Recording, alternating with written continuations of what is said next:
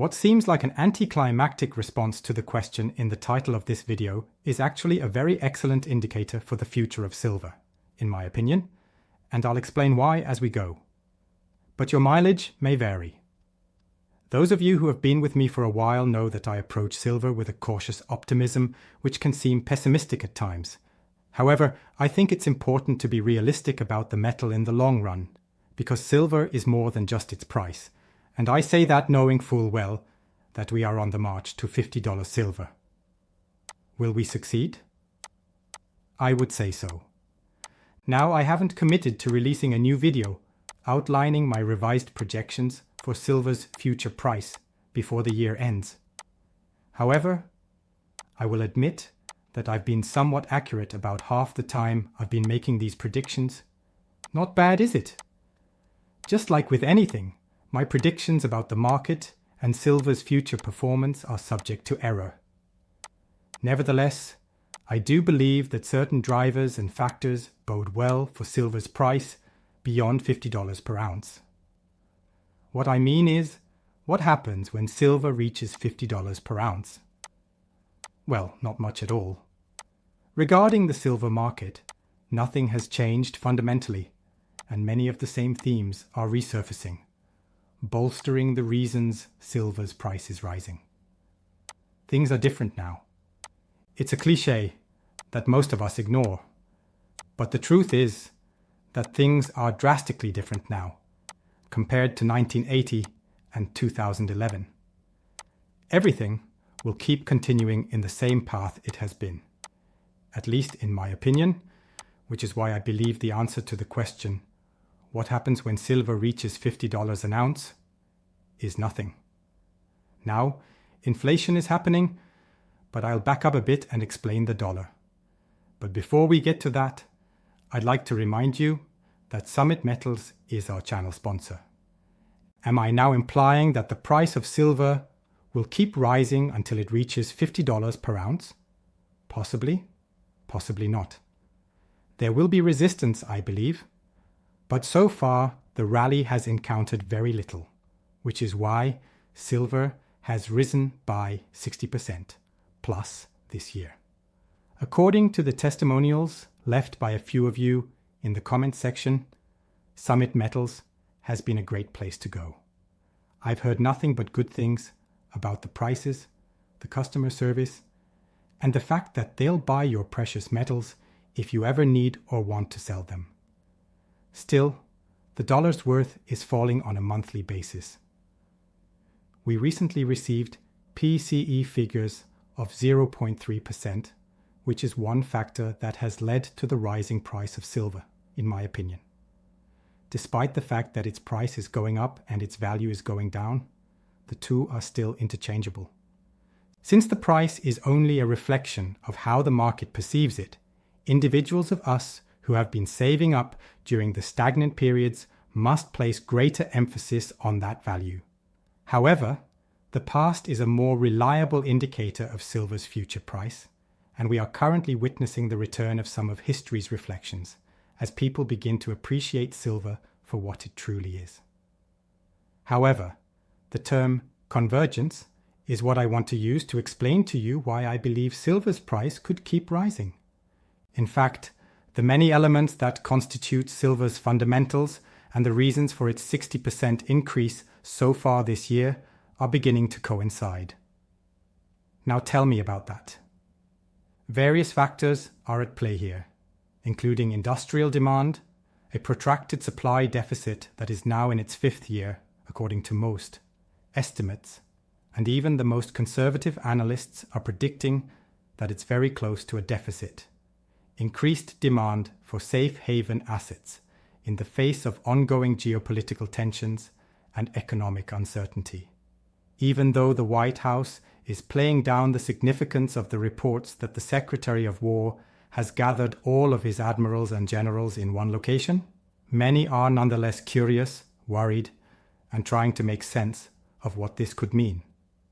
And that may be one of the many complex reasons why geopolitical worries and the price of silver keep going up.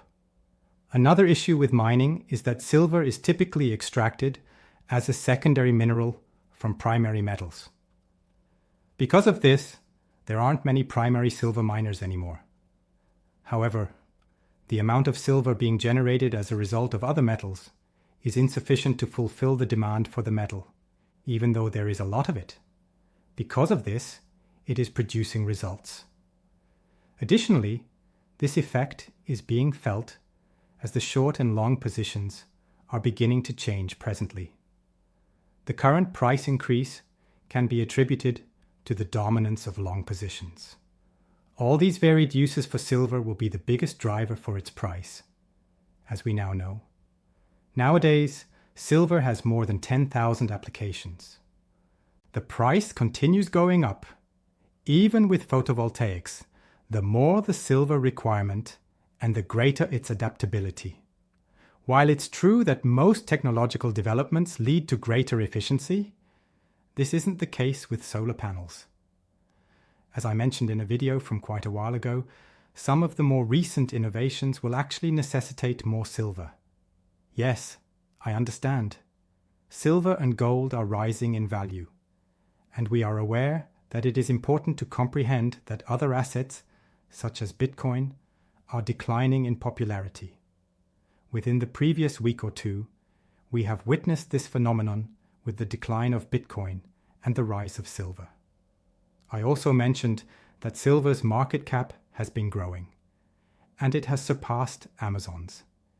It is now rapidly gaining ground on Google and has surpassed Amazon. And that is significant. As we keep an eye on these markets, that's a fantastic turn of events. Nothing has changed, and nothing will change when silver reaches $50 per ounce, because all those dynamics are coming together. What it does not imply, however, is that the economy will face a catastrophic downturn. Some positive features of the economy are also beginning to emerge. The reporting of the data and the chefs at the Cook the Books Club can get extremely political, so I want to be as intellectually honest as possible there. The truth is, though, that it can work in both directions. In any case, solid GDP figures are already in place.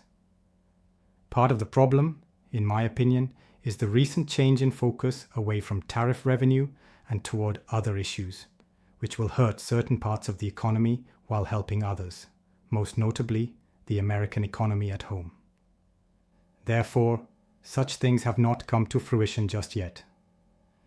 Additionally, I believe that the increased demand for silver, particularly in American industry, is likely to have a favorable impact on the current situation. It is becoming increasingly clear that silver will most certainly continue to rise in price due to the current climate of market uncertainty, supply chain disruptions, and everything else happening. Okay, I'll hold off on guessing where I believe it will be by year's end since, well, it's late enough that it's hard to say it will keep climbing. Plus, I've already planned to release my 2026 prediction video sometime in the latter half of 2019 or early 2020. Having said that, I think silver's price will keep going up. On the other hand, I'm cautiously optimistic. Stay tuned for the next trading day. And don't forget to tune in to my weekly Market Watch live stream on Sundays at 6 p.m. Eastern Time. I'd love to have you join me as we keep you updated on the latest news and market movements involving silver, gold, and other precious metals. However, a significant market correction may be in store, and it may be entirely reasonable for people to think, hey, I've made a 13% profit. I'm going to cash out now. This might lead to a stampede of sellers. We have no idea, you know. Plus, we need to be ready for a significant correction down the road. Furthermore, I am uncertain of the exact time when this will take place. However, we shouldn't let it deter us from being sure we're stacking silver correctly if it does occur. It's vital and important to have that diamond fist firmly gripping your silver. For the simple reason that I think holding is incredibly powerful, people. And it is its essence. In accordance with the United States Constitution and the Bible, We have genuine, physical currency. At this time, it is plainly not active money. In my opinion, nevertheless, this is something really worthwhile. Holding on to it is worthwhile, even at $50 per ounce. Yes, I understand. There will be a strong push to sell. Of course, I'm also aware of where to purchase it. In fact, I could easily do so and resell it to someone like the channel sponsor. Having a solid stack is beneficial, in my opinion, regardless of whether you intend to sell some of it. If it will help you rise in the ranks or meets an urgent necessity, then by all means, go ahead and do that. However, a solid core stack, consisting of a savings vehicle and an insurance policy, is always a smart idea. People, a silver price of $50 does not portend the end of the economy. This is far from a worst-case scenario. But now that all these variables have come together, things are definitely different compared to 2011. Plus, 1980 was not the year they appeared, and that is the location of it. Your opinion matters to me, so please share it.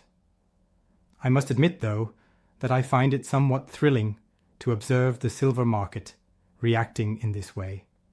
We must not, however, let it spoil us, because unexpected things can happen at any moment. You know what?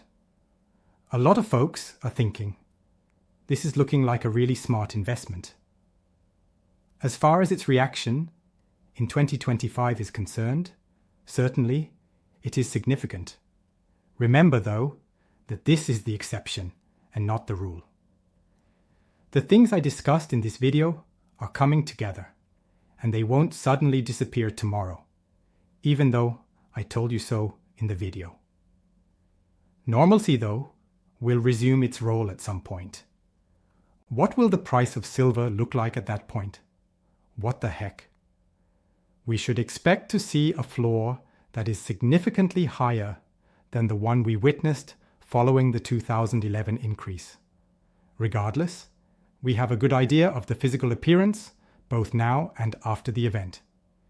Even in these ordinary times, that remains constant, and it ought to be our first concern.